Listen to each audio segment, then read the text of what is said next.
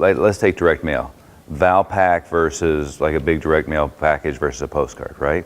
So what do people do with Valpak? They go through it, and once they've gone through it, it's in the trash, right? Now, if they pulled you out, then they've got, then they got it up there. A postcard is a lot more effective than that because at least you're all they saw, and then something more robust is more valuable than that. But in, our conversation about direct mail used to be, first time you mail it to them, they don't ever see it. The second time you mail it to them, they glance at it on the way to the trash can. Third time they mail it to you, it piques their curiosity. The fourth time they look at it, and the fifth time they respond. When I was buying TV, I would never buy a run if I wasn't going to hit them at least an average of 7 to 9 times, right? But that rule of thumb in TV has probably shifted to 12 or 15 times. And even in that medium, the problem is now DVRs, right? I mean, what is it, Dish Network, you can record all the prime time and it automatically skips commercials, right? So in a medium like that, I mean, The Apprentice and what's the other one, the big singing show, what's that? Not The Voice, the other one. Idol, American Idol. American Idol and Apprentice, if you want to see where TV is going, just watch either one of those, right? Because The Apprentice, they still have 30-second spots, but all the ads are buried in the show, right? So, Undercover Boss is even a better example. Yeah. All Undercover Boss is the commercial for the company, right? And I was watching it for a little while just because it was kind of interesting. Then I got tired of the bullshit because, here the CEO and everyone as he finds her mother has cancer and I'm so sad and so I'm going to give you $10,000 and he's trying to work his way through college so I'm going to give you a scholarship and he's always wanted to own his own business. I'm going to do nothing to help you with that, but I'm going to let you come to our training program for free and hope you can find the money, right? I mean, that's like every episode. And the last one I watched was a franchisor doing massage clinics. It wasn't Massage Envy, it was a different one. And so she discovers, which is not a big surprise to anybody who's involved with that, but she discovers that the clinic isn't using their branded lotions and oils and so forth, that they're going and getting their own crap at Costco and not selling the branded stuff, right?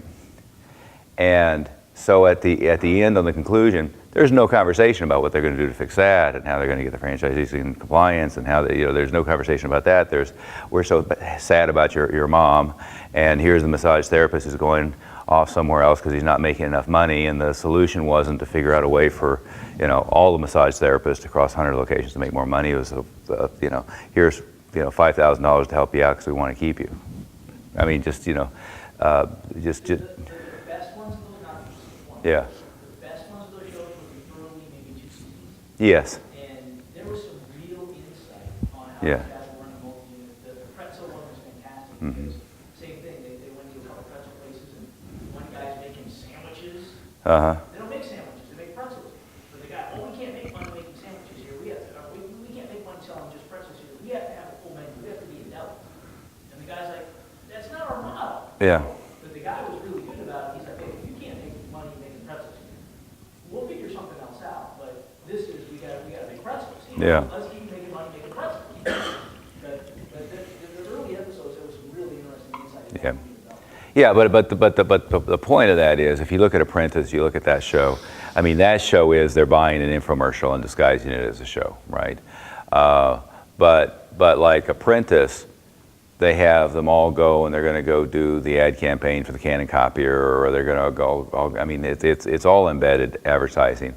The singing show, they're going to go do the jingle for Ford, and then there's all of the judges have their Coke cups facing out, and there's the Coke logo flashing in the background. Well, that's so you can't DVR through the commercial because the whole damn show's a commercial, right? But yeah, I mean, that's a long answer to a short question. But if they're a prospect, you just want to keep going back to them, and going back to them until they buy or die. And if they're, the general public, the more you can niche it in so that you're really truly getting to the target audience that might show some interest. But if you've watched the show Mad Men, it's really based on David Ogilvy, and Ogilvy was, one of the first direct response advertising geniuses who really ended up in Madison Avenue, and his concept was the constantly moving parade of humanity, right? And what he meant by that was not just new people are being born and old people are dying, but that if you take a mass of people, where they're at in their life at any one time is constantly changing, right? So the same group of people can see an advertisement or get some information or be exposed to something, and in March, a different set of them will be responsive than in August, than in October, right?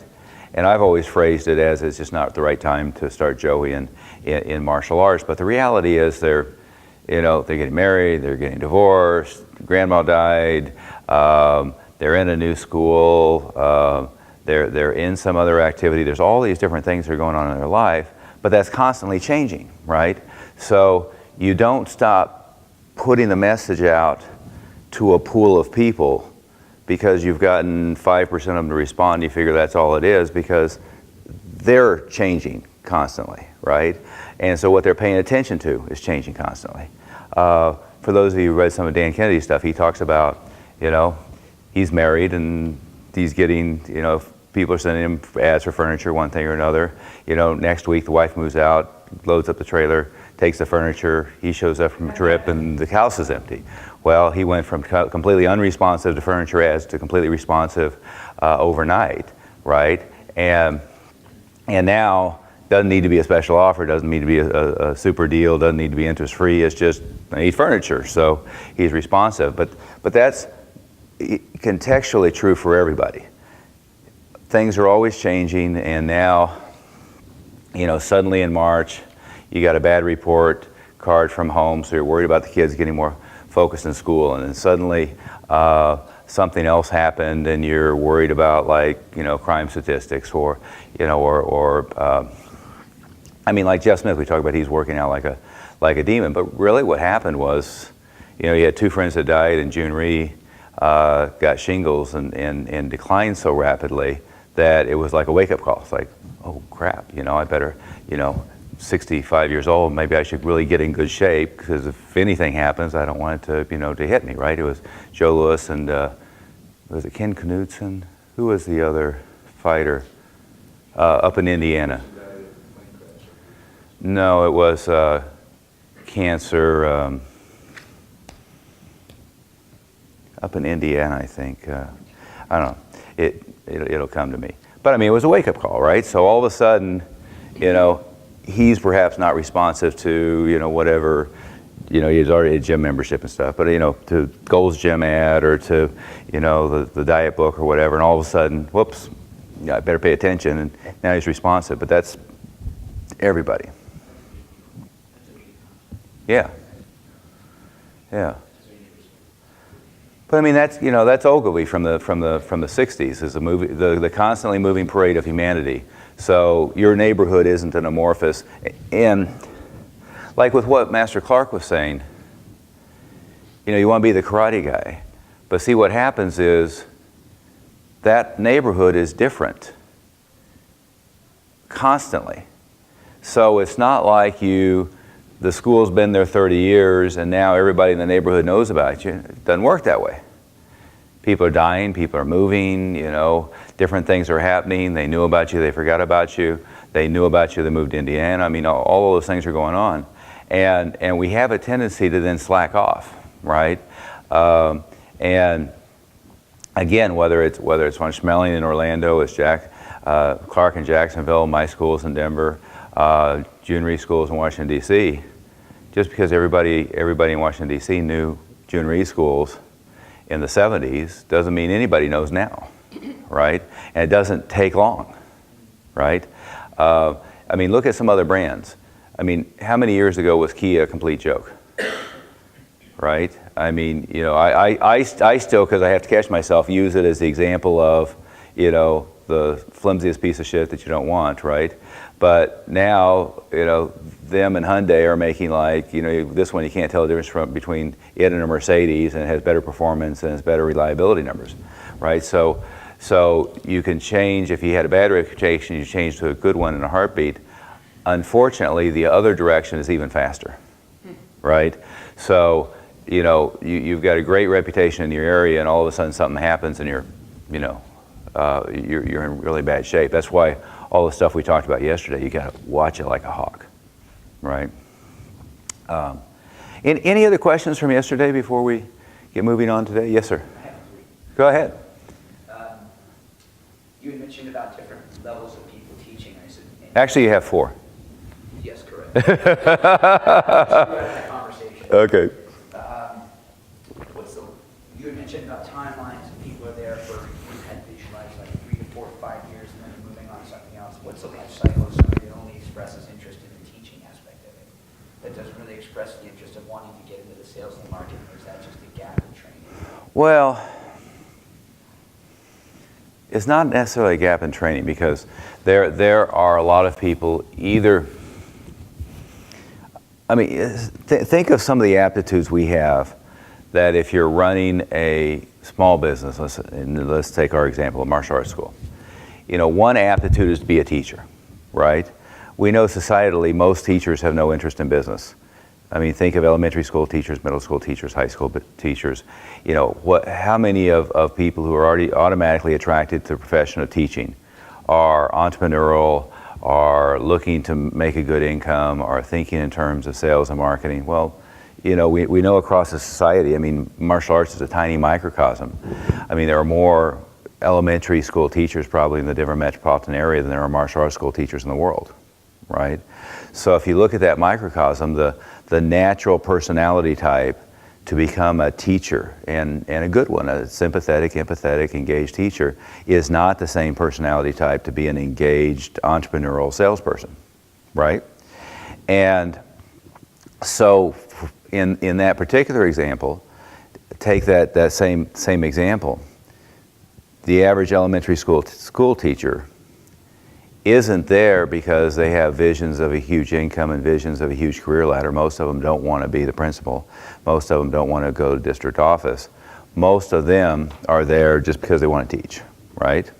So in that particular case, in that role, somebody who just wants to be a teacher and just wants to be in that role, if you can keep growing the business so as they get better and better at that function, better at retention, better at renewals, and so forth, that their income can gradually improve. Some of those you can keep for quite a while, right? However, the driver of your business is the entrepreneurial sales, marketing person who has both great people skills, but they can go make things happen, right? Now, in a single school operation, sometimes that's you, and it may always be you. As you get into a multi-school operation, you got to have one of those at every location, and hell, I'd rather have 2, right? So now, but those are the people who are ambitious, who are sales, business-oriented, who want to make money, want to grow. And the better they are, the more you have to give them a career ladder to move up in order to keep them there. Does that make sense? And so in that case, I mean, my rule of thumb was always 2 years, right? And most of the good ones we kept longer than that. All of the bad ones, you have to push them out the door, right? Because again, what happens is if they raise their hand and say they are that, but they're not, you know, if they're on a base salary and they're doing okay, and you know, they'll be the ones that are saying good things to you and being nice and being loyal, and will hang out forever, but you don't want them, right? So the irony is the ones you want to keep will move on to greener pastures, and the ones that you don't want, you can't get rid of, right? So I mean, you can get rid of them, but you know, you've got to help them move to a new career path. I mean, does that answer the question? Yes, yes it does. The next question, I think you may have just answered it. How do you create what I just put, the total package? So rather than having the school so fragmented where I have somebody that's great at the administrative, Right. somebody that's great at the teaching, how do you create that total package? And it's just that a matter of allowing people to go, and you're going to, I just put volume, is that a matter of volume? You're just looking, you're constantly looking for those, what I just put the total package that you just described. Well, where I was going a minute ago too was, okay, in the school you have a teaching function, right? You have a sales function. You have a marketing function, which is either community outreach type of activities like Master von Schmeling was talking about, and like I've been talking about, or you have, you're driving it through media, direct mail, advertising, and so forth, or some combination of the two, right? And what you heard with Master Clark saying is, and I can give you the subcontext of that, but what you heard him saying is, I don't have my guys focusing on that external stuff. I have them focusing on being really good instructors, and I'm looking where I drive traffic, right? What he sounds like is he sounds like me 15 years ago, right? And what my version of it was 15 years ago is here's the list 22 things you can do, and let's focus on this, that, the other thing. And what was in my mind is half you morons aren't going to do any of these. So here's my TV budget, here's my radio budget, here's my promotions budget, not radio, but here's my newspaper budget. So I'm driving enough traffic that everything's going to be fine, even if none of these guys do anything. And then it was the 80-20 rule. So if it was 6 schools, 2 of them were going to go hustle, and 2 of them were barely going to show up for classes, and 2 of them were going to do somewhere in between. Does that make sense? So that was like always what it was. And by the way, it wasn't those 2 guys. It was 2 of them in any given month would work their ass off. So these 2 guys are hustling this month, and then he has a fight with his girlfriend, and he, whatever it is, and now these 2 are hustling in the next month, and they were always deadbeats. But then it's back to this guy hustles and this guy hustles, and I'm looking for their replacements, right? So I mean, it's always, and the more locations you get, the more distinct it is that way. But think of what our small business needs. You have an accounting function, right? Have to keep track of the money, have to keep track of all the details, everything else. Then you have a sales/marketing function. They're a little different, but you have the need to go out and do external stuff, and you need to have the ability to do internal sales. And then you have a teacher role, and arguably you have a bunch of other stuff that need to be done, right? You have janitorial work that needs to be done, and you have repairs on the school, and you have hiring and firing and so forth. But the better of an entrepreneurial sales type person they are, almost by definition, the worse they are at keeping track of anything, right? So, and what I see business owners do is they get mad at this guy who's a high performer because he can't balance his books. Well, what's the expensive function? What's the valuable function? The sales. I don't want to go hire a bookkeeper. Well, I do, but I don't want it to be in the school function, right? So it's easy to outsource that. I mean, I've had people that I just every day go to these 3 schools and clean up after them. Well, why the hell can't Scott balance his own books? I don't know. He's never going to. Go clean up after him. Well, why don't we get somebody who can? Because he's doing twice what that smuck is doing over here. Okay? It's fine, right? You've just got, Drucker's line, Peter Drucker was, strong people always have strong weaknesses, right? I mean, look at Steve Jobs. If there was a worse people person in the history of the world, I don't know who it is, but I mean, he's right up there, right? But obviously he had a lot of strengths. And by the way, Bill Gates was just as bad, right? The classic thing in Microsoft is they would, people would proudly hanging up their flame mail from Bill, right? And they'd have him rocking in his chair, screaming at people in the staff meetings. I mean, same deal. But you got to be careful not to force anybody into every peg of every function you need to do.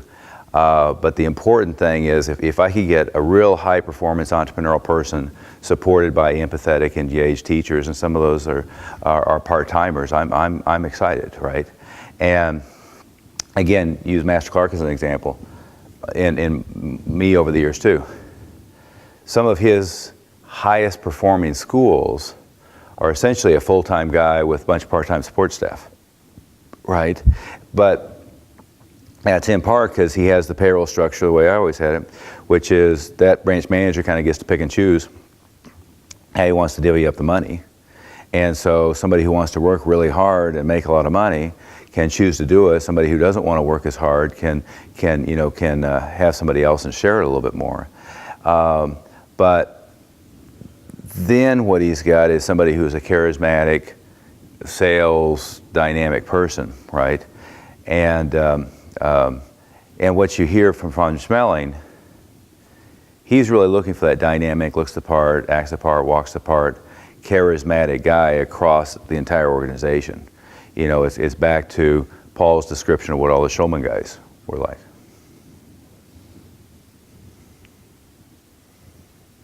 Question 3. You outlined yesterday examples of salary, like you had said, that 30,000 base salary plus Right. bonuses. Can you outline what the bonuses would be based on? Well, yeah. Here's the rule of thumb when you have anybody in incentive pay. You've got to not make it complicated, and you've got to keep it at a point where more or less in their head they can figure out at any one time what action A leads to incentive B. Does that make sense? And what I find people trying to do is incentivize every little action. You get $5 for every t-shirt you sell, and you get $10 for every da-da-da-da, and you get X amount for every enrollment, you get X amount. And I was always more on the mode of keeping it simple, and there were 2 versions. The version when I wasn't lazy was this. No, I mean that sincerely. Was they were getting a dollar amount for everybody who tested, even though we didn't have test fees. And they were getting a percentage of the gross. Okay? That number was computed to be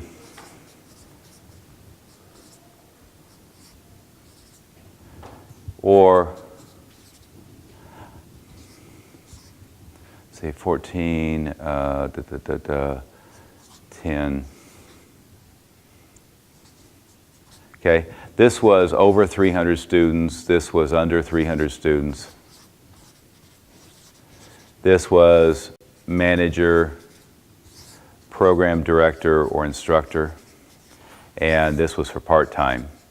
But part-timers weren't incentive-based. That was just my formula for how much money we could spend on part-timers. And this was over 300 students, manager, program director, instructor.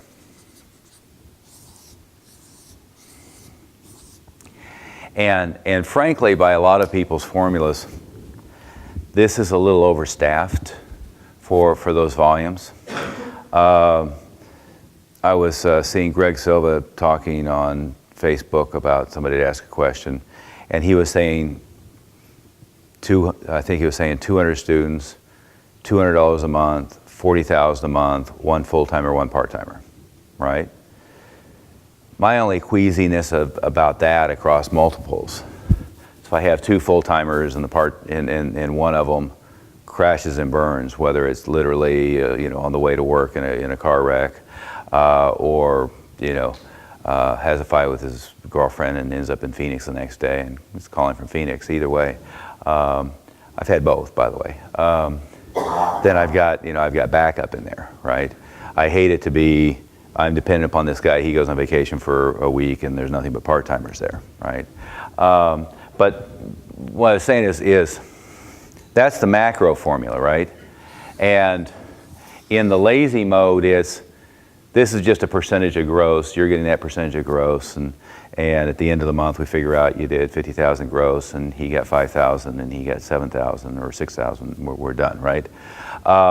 In the less lazy mode, it was something like this: 5% of the gross, and then $10 a head per person who tests and passed the test. And then I started making it a little bit more complicated, which is probably fine. I made it if they were renewed in cycle. you got paid for them on the test. And if they weren't renewed in cycle, you didn't. And so what that meant in our context is if you were a white belt testing for gold or a gold belt testing for orange, you got paid. If they were now an orange belt testing for green, they had to be in black belt club or leadership in order for that dollar amount to kick in, right? And frankly, then what I did is, if they're an orange belt here renewed, they got like $50 for that one. And then at the next level, they got like 40. And then it tapered back off, right? So I was trying to heavily incentivize them for having them renewed before they were dying on the vine, without making it too complicated. And there's an argument at what point it gets too complicated. And at the same time, giving them a percentage of the gross. The problem with purely doing percentage of the gross is you excessively incentivize some people for cashing everybody out, right? And you've got to be careful about that. You can moderate that by giving them a bigger percentage of the billing check and a smaller percentage of cash in-house, okay? Or you can moderate that by doing an accrual-based accounting system, and they get a percentage of what you've actually earned. In practical terms, I wanted them a little bit incentivized to do cash deals, just not overly aggressive on it, right? That's a tough balance. So excuse me for a moment, but so if I'm looking, if the outcome is to try and build that the billing check, then it would be more based on that one coming up than just natural gross, correct? Well, for the rest of my life, I'm interested in building the billing check. And for the rest of my life, I'm interested in having cash in-house, right? But what I don't want is I don't want anyone to get out of balance, okay? So if, let's say I've got a guy who, unbeknownst to me, has a short window. So he's decided that in June he's going to move to Tucson. And now, based on his compensation system, what he wants to do is cash out the entire school before he goes, so he has a little nest egg to move. Well, I've had that scenario. We had one of the franchise owner-operators that knew that they had an eviction hearing and were going to be going out of business, and did a bunch of cash deals the last week they were there. It's like, well, I don't know how you guard against that, right? So, but what you want to be aware of is, you just want to be aware of, if you've got somebody who's a little bit too mercenary, you've got to tone them down. And if it starts to be that your guys are so financially incented that they're chasing nothing but that, you've got to talk about long-term imbalance and maybe gradually shift the pay scale so that they're getting paid more on billing and less on cash in-house, right?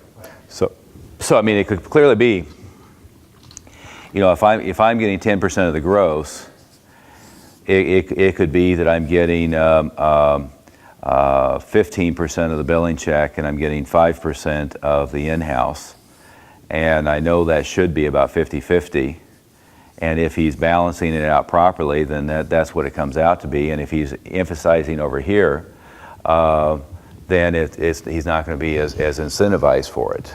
I mean, you can play around with that. And again, I've had both ways. My biggest problem over the years was not they were too mercenary, but they weren't mercenary enough, right? So,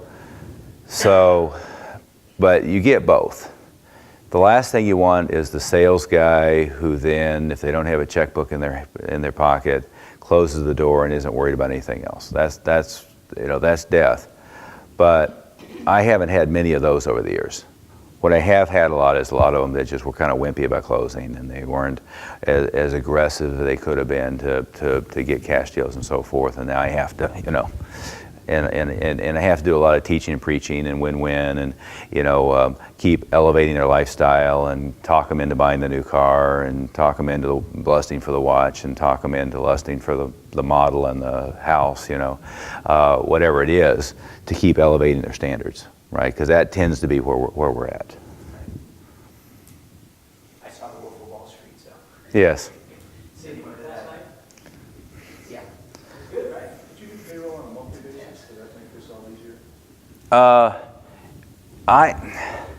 For years I did it twice a month, but it was. Let's see. It was if it was March results. They would get paid on April 15th and on May 1st based on March results. Right? Does that make sense? It's easier to do it once a month.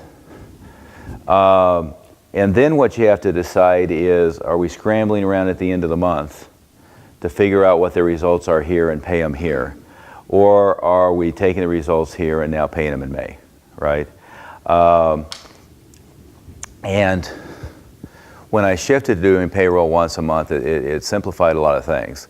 Because if nothing else, using a billing company, it would be the billing receipts come in on the 25th and payroll goes out on the 1st. And then as you're doing this, now you have to have a month lag, right? Two of the guys that did better, and I was trying to stay out of this, but what was happening with them is our CFO ended up paying them on the 1st of the month based upon the previous month results, right? So now in May they were getting paid on April results, but we just had to make a decision that what you're getting paid for is what's actually cleared the bank in that month. Because now if the guy did a bunch of credit cards on the end of the month, they've got a 2 or 3 day lag, or if he did checks, right? And I didn't want to have any discrepancies. So we then just had the accountant go, here's what actually went to the bank, that's what you get. And now, and of course if they did a flurry of activity at the end of the month, that goes on their next month. Another question from yesterday, I asked you what do I need next? Mm-hmm. I spoke with Toby before Mm-hmm. the meeting here.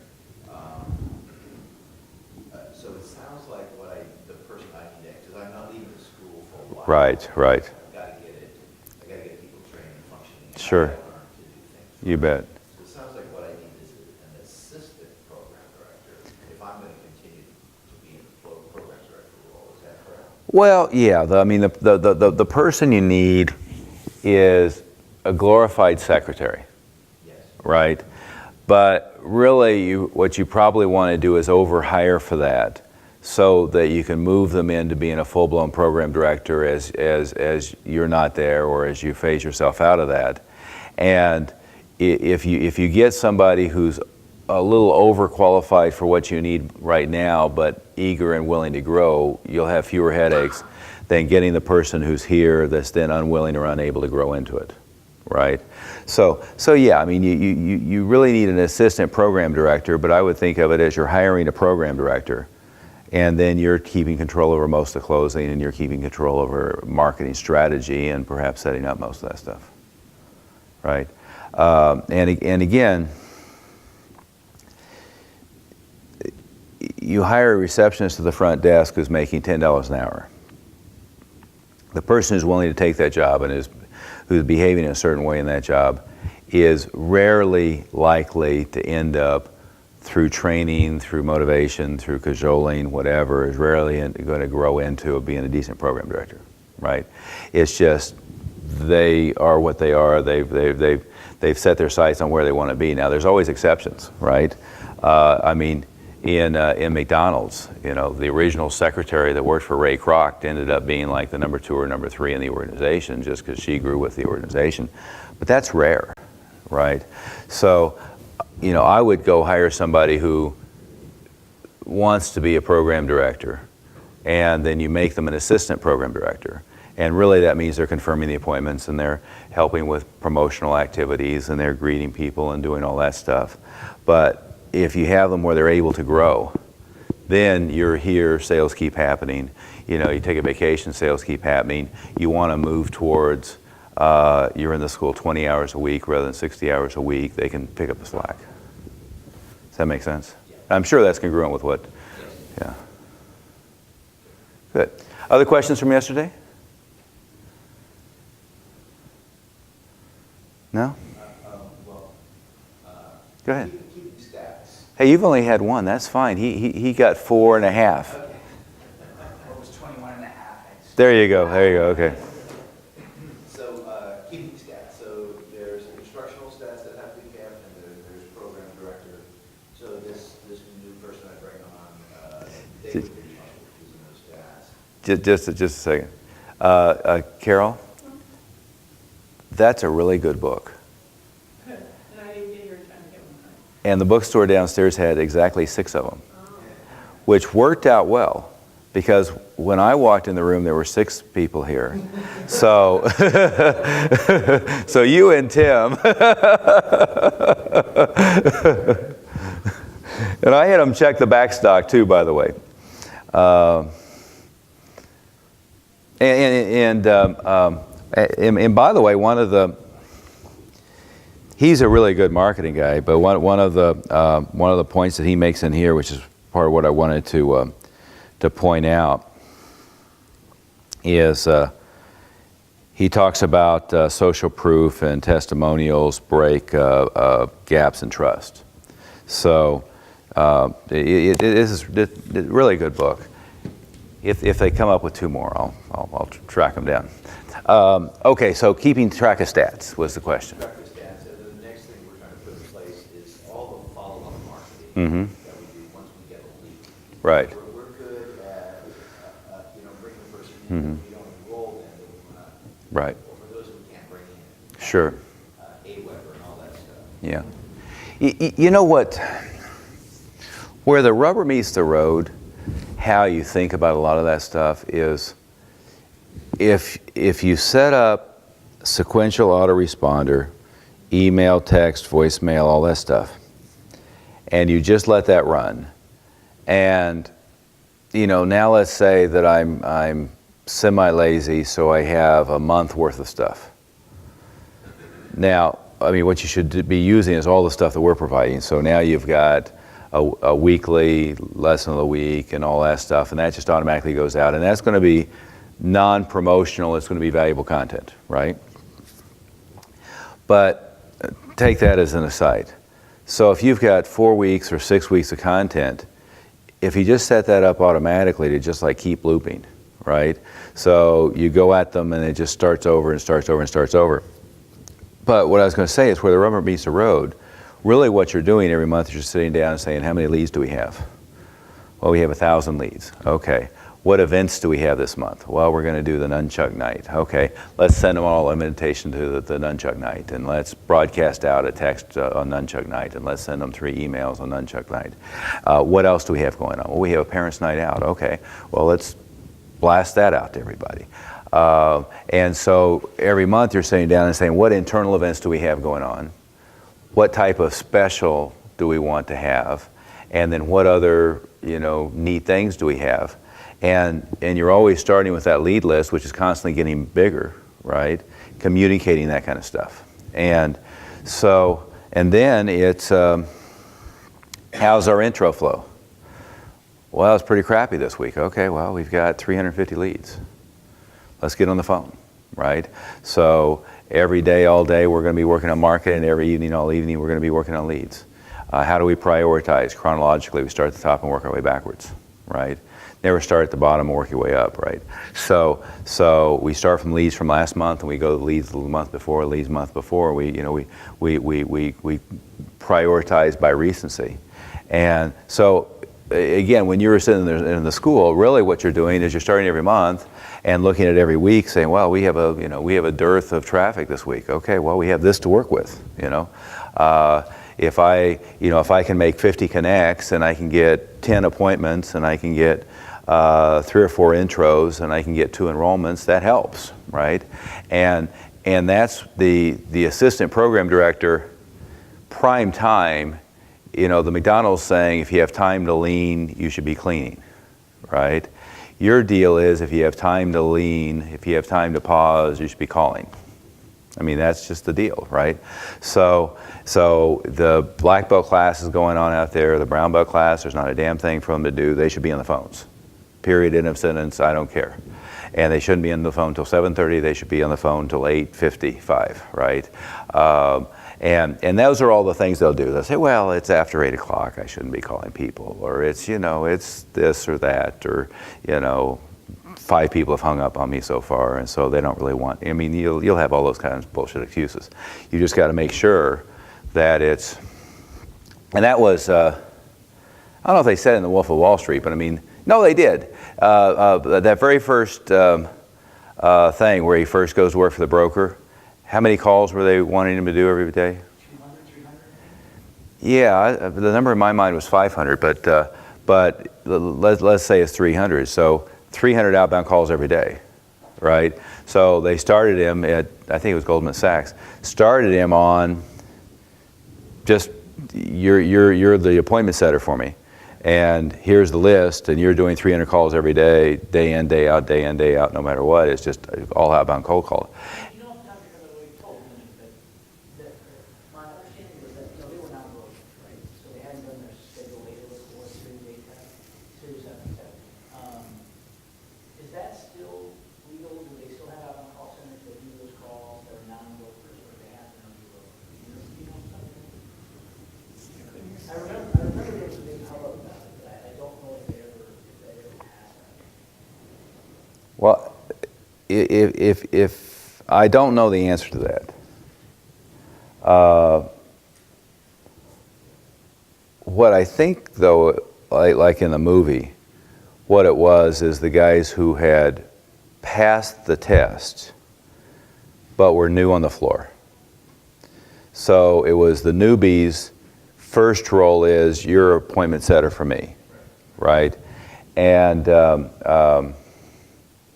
And actually, the movie Boiler Room was even better at that than this one was, because it was, it was how many sales you need to get from me before you start to get benefit from the sales, right? So, but yeah. But that was the deal, 300 to 500 calls a day, right? Most of our staff, I made 15 calls. I really worked hard today. No. Yeah, exactly. Yeah. Oh, and that's a real good point. You never give a shit about dials. You care about how many connects you got, right? So it won't be, and it doesn't matter if you have 10 calls to make or you have 50 calls to make. When you give them the calls, you'll ask the question, well, how many of these have you talked to? Well, I've called them all. What do I ask? Okay, how many human beings have you talked to? Okay, right? And then the next question will be, well, okay, how many times have you called them all? Right? Well, I called them all at 10 a.m. What percentage of the population do you think on average you get hold of at 10 a.m. in the morning? Right? Did you call them at 10 a.m., at noon, at 2, at 4, at 5, right? That's the deal. And,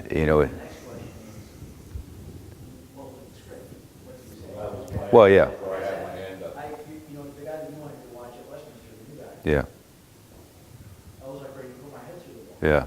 And I'm like, so I sat there for literally 1.5 calls. I couldn't fucking take it anymore. I had to jump up on it. Yeah. Because his script was, Everybody note, he said fuck. He never cusses. Between yesterday and today. Did he? He got corrupted by the Wolf of Wall Street. Yeah.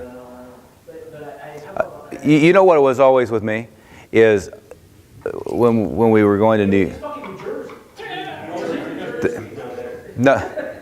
Well, no. That with me it was always I'd go hang out in New York, and I'd come back and say, I can tell you've been hanging out with Bernie. Why is that? You're cussing a lot. Oh, okay.